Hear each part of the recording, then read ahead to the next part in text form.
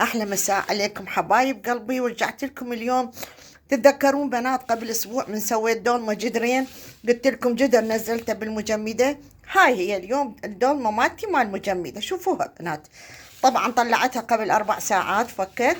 شوفوها بنات، مو دائما تسألوني شلون مال المجمدة، ما ممرودة ما مجعوص. هاي قدام عينكم توني قلبتها، طبعا بدون قطرة مي ابدا، كأني لافتها توني بدون اي قطرة مي، بس مجرد فكت من الثلج وخليتها على النار على العالي اول مرة، اول ربع ساعة.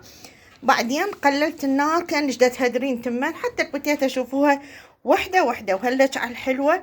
وما اقولكم الطعم يجنن. ردت بس اشوفكم اياها شلون من طبخت وكملت وطلعت.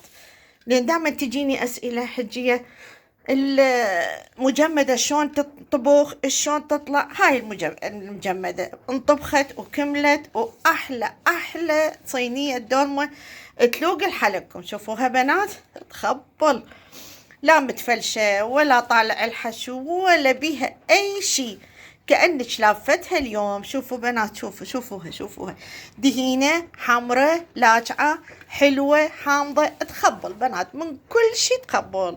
بالعافية علينا وعليكم. وأقول لكم هي هاي الدولمة الله بداله، الله الشاهد، الجدر اللي لفيته لونه وردي هو هذا، طلعته وطبخته. أتمنى أنه شفتوا يعني اللي يسأل على المجمدة هي هاي.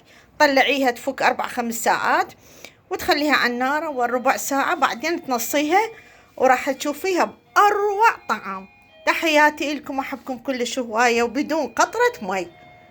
مع السلامة، خالتكم الحجية أم محمد.